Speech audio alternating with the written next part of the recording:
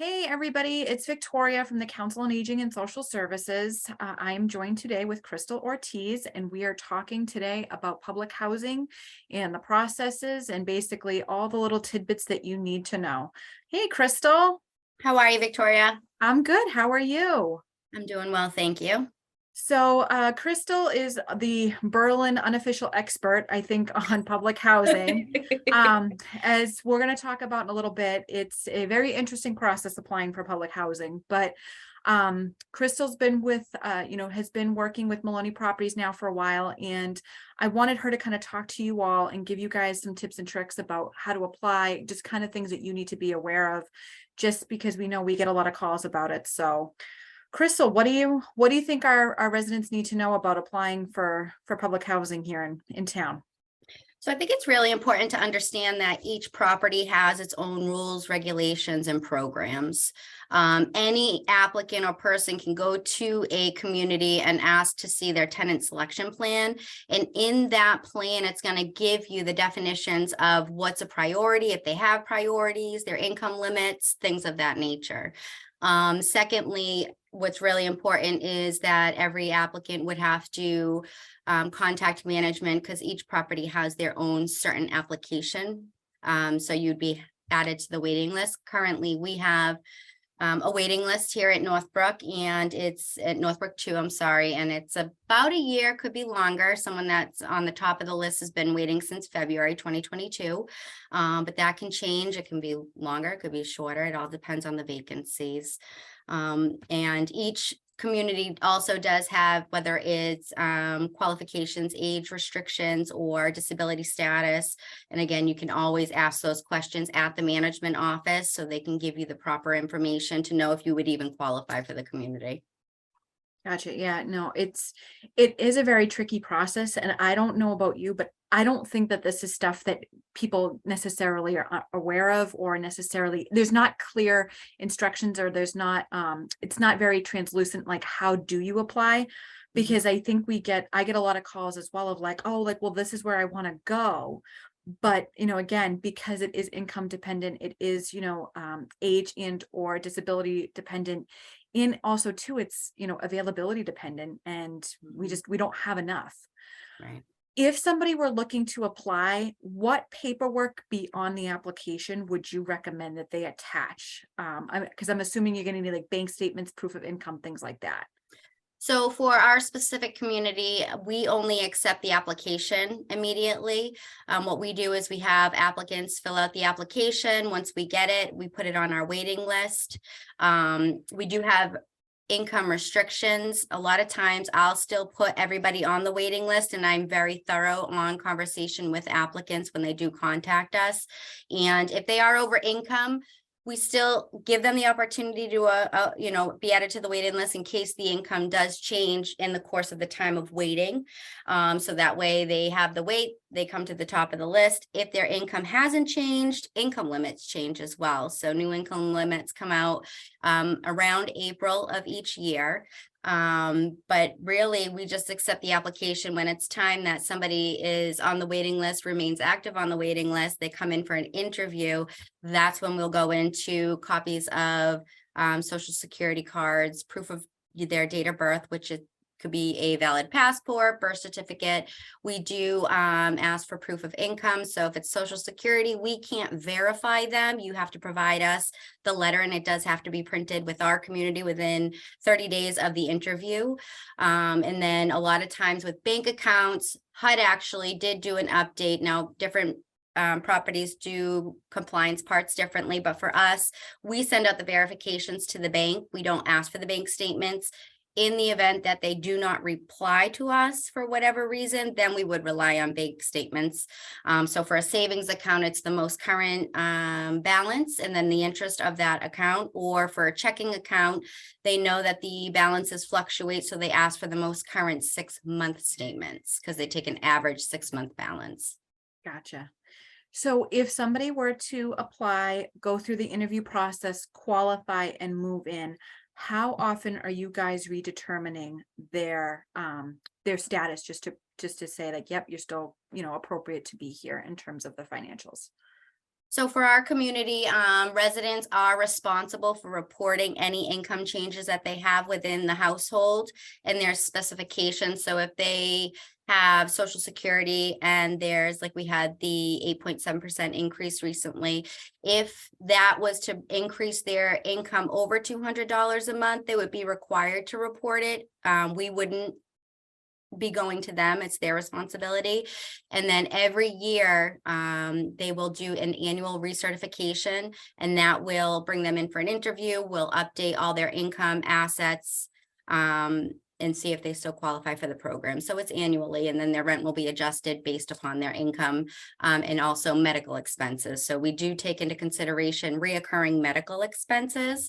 So I let all my applicants or residents know, if you are paying over 3% of your income for medical expenses, it's like a deductible. So the first 3% doesn't really make a difference on your rent. Anything that exceeds the 3% in the expenses will be taken off your income, which will give you an adjusted income, and your rent will be based off of the 30% of the adjusted income. Okay. So it sounds like, there is some flexibility there. It doesn't have to be, I know sometimes people get very scared, like, oh my God, like, if I got Christmas money or if I did this, is this going to be the thing that's going to do it? And it's like, and I try to tell people, like, if they are a Northbrook resident, or if you are somebody who's looking in public housing, like, talk to management as well. Because I always try to tell people too, like, it's easier to work with management than have management find something out in the back end, and then now they can't help you. Do you agree with that? 100%. So I always tell residents, we always give them a pamphlet, residents' rights and responsibilities, HUD fact sheet. So it tells you all of how calculations are done. But the resident is ultimately responsible. So I will give them a ton of information, which I don't expect anybody to remember. I've been doing it for a very long time, we'll say. So, but if they do not ask the questions and it is discovered, because we do have what's called an EIV report, and that report is, and we go over all this at the interview, it's a report that is connected to pretty much the government to see what income you have.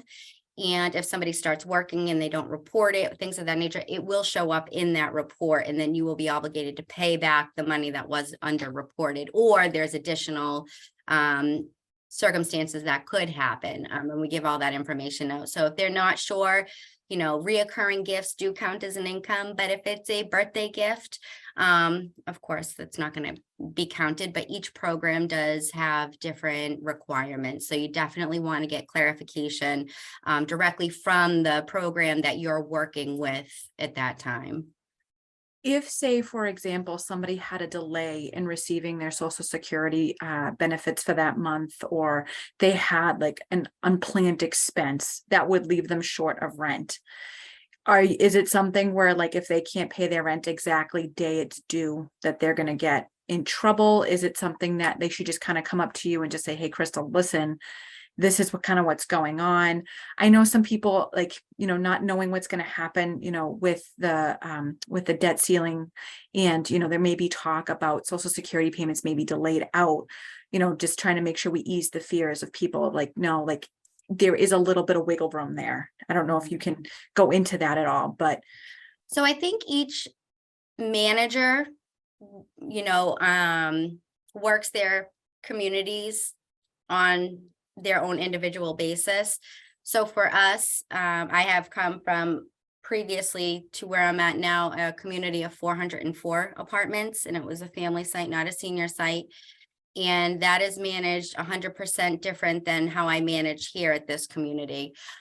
Clearly, if there's something across the board with Social Security, that there's a nationwide, it's, not getting sent out in time, then communication is key.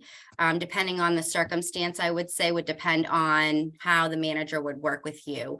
What I like to do is, if I have, a resident who didn't pay in time, I will give them a call and just say, hey, noticed, your rent's not here, but I only have 40 apartments.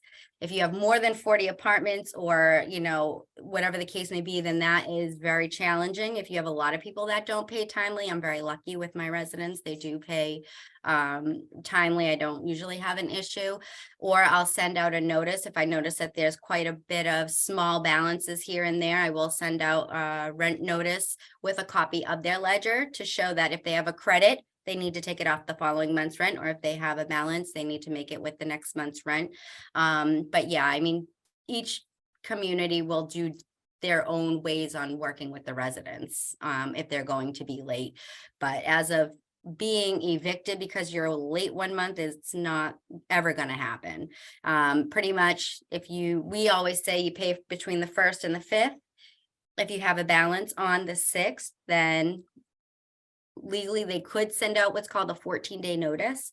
That notice is just really stating that you have 14 days to make this payment. And if you don't make it in 14 days, then it could go to court. If you communicate with the management, again, you definitely can probably avoid all those things. So the communication is ideal. Absolutely. And, you know, we all are aware that, you know, situations may arise, emergencies may come up. It's, you know, that's life. It throws it at you sometimes. So please, please, please, like if you ever need anything, you know, talk to, you know, even if you're not in a, you know, public housing thing and you have a landlord, like talk with them, because it's going to save you heartache potentially in the back end. You know, like as Crystal's saying, like if they have to figure out something and it's a surprise, there's nothing there to, you know, give you any wiggle room, or there's nothing there that they can use to then work with you. So please, please, We please. also, I do implement too sometimes. If a resident comes to me saying, you know, X, Y, and Z, I will do an in-house agreement. And in that in-house agreement, it's pretty much holding them accountable. And if that in-house agreement isn't maintained, then it could go to court.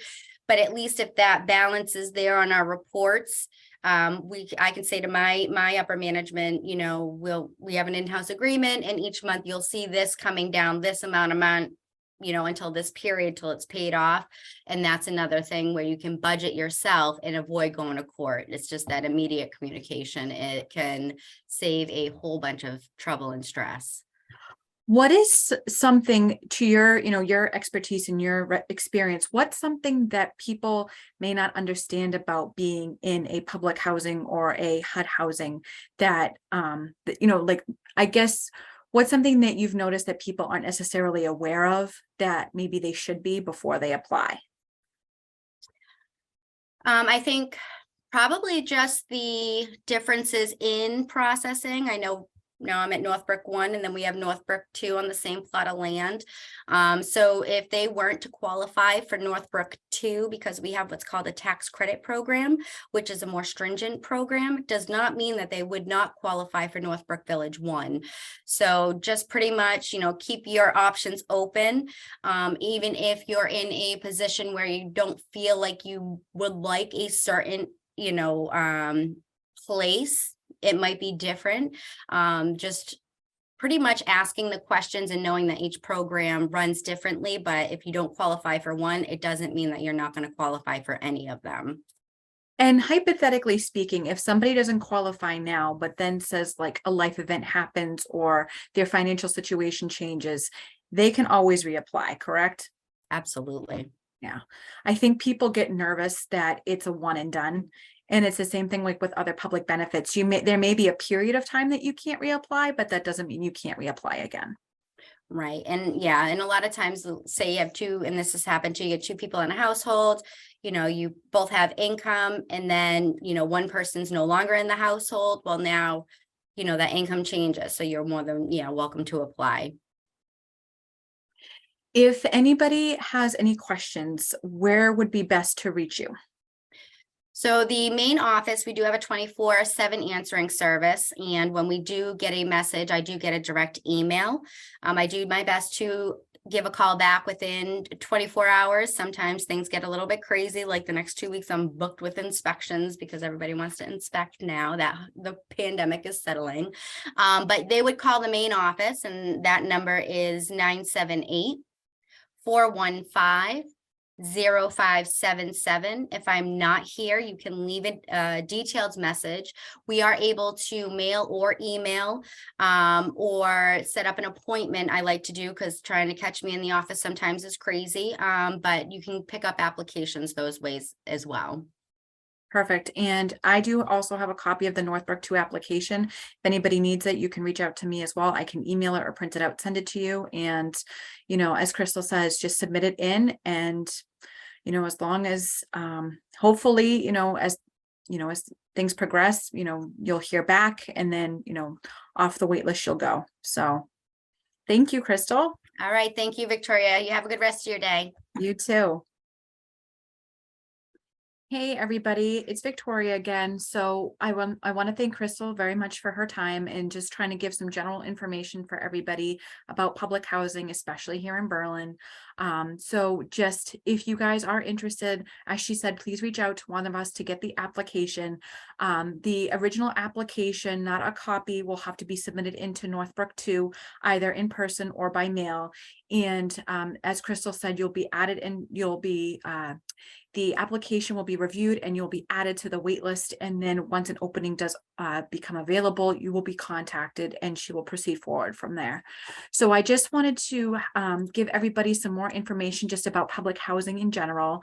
And, please, if anybody does have any questions, you can reach out to me at COA Director at Town of Berlin, and you guys can give me a call here at 978-838-2750. So just looking at what we have here in terms of public housing is that there are numerous types of housing assistance available. So one type of housing assistance is called rental assistance. It's basically meant for people who are going through a tough time and that they need some rental assistance. This is usually done more so on a temporary basis, but again, depending on the situation, it could be something that is more longer term. There's elderly handicapped housing or elderly housing, similar to Northbrook 2. There is congregate housing, which the way that is set up is there are numerous basically apartments, and then there is usually a congregate manager that does oversee the properties themselves. And again, it could be something similar to, I like to describe it almost kind of like a college dorm setup, where you may have a communal kitchen or you may have some communal space, but then everybody also has their own individual space. There is supportive senior housing and family housing for those who are applying that, need to be accommodating a family. So properties that are located, as Crystal mentioned, that there are Northbrook 1 and 2 here on Pleasant Street in Berlin. Northbrook 1 is a HUD building, and it is meant for people 55 and older and those with disabilities. And Northbrook 2 is technically senior housing, meant for those 62 and older. There are financial requirements and financial stipulations for both of them, but that is basically the main local public housings that we have. Alden Drive, Highland Ridge, and Rockwell properties all do have some reduced cost units, but there are a low number of them. So if you are looking at those properties, there are a few of them. I don't know what the availability will be for those. Another close one that we have by is in Bolton. It's Bolton Country Manor. Again, not sure quite what the waiting list would be for that, but just to give you a general idea, there are some local properties that are for public housing. So public housing, the way that it works is that for Massachusetts, and that's all that I can really speak of, is that there is a common application out there called CHAMP, and this is what is used to apply for public housing. The way that it works is that it is one application. It's about 30 pages, and individuals or families can apply, as well as seniors, and rent is capped at approximately 30% of whatever your monthly income is going to be. The way that it does work with Berlin, unfortunately, as Crystal had mentioned, is that because Berlin does not have its own housing authority, Northbrook 1 and Northbrook 2 each have their own applications. So you cannot use CHAMP to try to put yourself on the wait list for either of these properties. You could hypothetically, if you wanted to, apply to both Northbrook 1 and 2 and also do a CHAMP Housing Authority application to include other cities and towns. Since, as I mentioned, since Berlin does not have its own housing authority, for anybody who is looking for housing authority assistance, I would suggest that you either go to Hudson or Clinton. In my experience, I think more people tend to go to Clinton, but either should be able to service Berlin and, help you get your CHAMP application off and going. So what you're going to need handy to apply is basically proof of identification for anybody applying. As Crystal mentioned, for Northbrook 2, that could be a driver's license, social security, passport or birth certificate. You're going to need any proof of income. So, your social security's letter, any check stubs or benefits from the VA, any pay stubs that you may collect through, if you are currently still working. If you do have any kind of accounts like bank statements, annuities, dividends, things like that, you're going to need to at least have 3 to 6 months of those statements handy. And especially for CHAMP specifically, there is a portal that you can use for any online submission as well. I believe that you can upload those documents yourselves directly, and this will help you get your application in. And then depending again on the type of application that you use, as Crystal had mentioned, Northbrook 2's application is going to need things that necessarily that the CHAMP application won't need, or vice versa. So I just want people to be aware of that. And then if we take a look here, this is where you can see the CHAMP website, and I will have this information available for you all, that basically you can choose your language and you can get started, and you can create an account to log in and create your portal account and apply virtually. There is also a CHAMP application that is paper that you can use to complete and submit it in. I believe it goes to Boston. So that is also an option for people as well, if you are not necessarily feeling comfortable with applying virtually. If you apply online, you will be able to log in and check the status of your account, depending again on how many cities and towns that you want to be eligible for. It's going to really, I think, just depend on how likely it is that you are going to be selected for that particular area. I don't know how fast they are currently processing CHAMP applications. I will tell you, just as a whole, that public benefits and a lot of the social safety nets that have been put in place, like SNAP, Mass Health, things of that nature, have been delayed since COVID. There was a backlog even prior to COVID, but I would say since COVID, these wait times have increased. So I would say that if you are interested in applying, the sooner you can apply, the better. Once you do get approved by CHAMP, and again, they will let you know if you have been approved, you are going to get a voucher for housing. It is not a direct cash payment. It is basically a voucher. And this voucher stipulates that you have been approved for basically Section 8 or low income housing.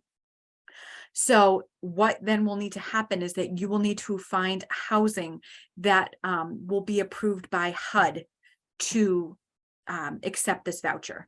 So it doesn't necessarily have to be an apartment complex or anything like that. It could hypothetically be a duplex or a multifamily home, but that housing has to have already been approved by HUD to accept your Section 8 voucher. That's how this works. And unfortunately, as of right now, once you get approved for your voucher, you have 120 days to find and secure housing. That's it. And if you can't, I believe that this process kind of starts all over again. And that is, I would say, the biggest challenge with applying for public housing is seeing, can you get an appropriate housing that HUD will be able to, that your HUD voucher will be able to be used for. So and the reason why that this is such a challenge is that there really is a public housing crisis for those who are in need of low income housing, affordable housing, senior, individual, family, across the board. According to the National Low Income Housing Coalition, it looks like at this point Massachusetts is about 300,000 units short. Looks like Massachusetts has about 300,000 low income households, and that we're short about 163,000 units. So it is a challenge. And as many of you are probably aware, Massachusetts is not is a very expensive place to live in terms of other states in the in the country. So a lot of times, especially since inflation has hit, COVID has hit, cost of living really has gone up dramatically. And, at this point, the National Low Income Housing Coalition is estimating that you're going to need about $79,000 a year in income to try to rent a 2-bedroom apartment. And a lot of people don't make $79,000 a year, whether it's one person, two people, going forward. So below here is the HUD cutoffs here for Massachusetts. And as Crystal says, this list usually gets updated in around April of each year. So this current list is for April of 2022. We are expecting the income and rent limits to be re-released again, probably in the next month or so. So, and again, just looking here is where we are at. If you're looking at like Fitchburg, Leominster, at median income is about $90,000. Western Worcester County, you're looking at $94,000. Worcester itself, $114,000. So they're looking at a 4-person, median family income of approximately $90,000. But when you look here for, what it is for one person or for two people, again, it's a very different amount of money. A lot of our residents here are on low income housing or would qualify for it because they have a very fixed income, like a Social Security or another kind of benefit. So if you are questioning whether or not you could qualify for this, please, like I said, reach out to me, reach out to Crystal, and we can try to guide you through. So wait times for public housing, as Crystal mentioned, she has for Northbrook 2 that they've had somebody on the wait list now for over a year. I would say on average from the time I've been here with the COA, it's about a 1 to 2 year wait. Boston, it's approximately 1 to 5 years, but I'm sure that number also could be higher. And the reason why this is such a problem, as we had mentioned, is that there's just a lack of affordable units. And unfortunately, if you have units that become available, yes, you could have like one unit trickling in every so often, or you could have a string of units that become available. But because these wait lists are so lengthy, it may not feel like you're moving up the wait list at all. And I just want to reiterate to people, if you are able to apply for that CHAMP application and you are able to apply for multiple cities and towns, it does give you a possibility of getting placed faster, but each individual city and town is still going to have its own wait list.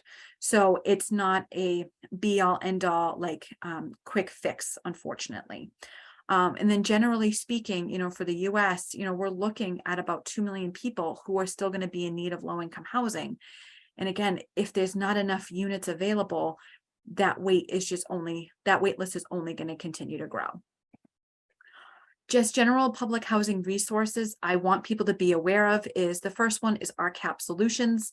They are they have an office in Worcester, and they also have an office in Fitchburg. People from Berlin can really use either, and they have various resources. They are one of my go-tos for residents when they call asking for assistance. They tend to get more information about housing.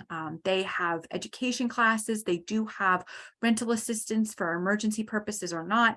They do also have, more information about how fast, like the housing. They also, I believe, have information more so about how fast the waiting lists are moving, and they can help people. Again, they are going to know more than I about, you may qualify for a potential benefit that I might not be aware of. So I always, when in doubt, I always do send people the RCAP Solutions information because I think it is really important to have.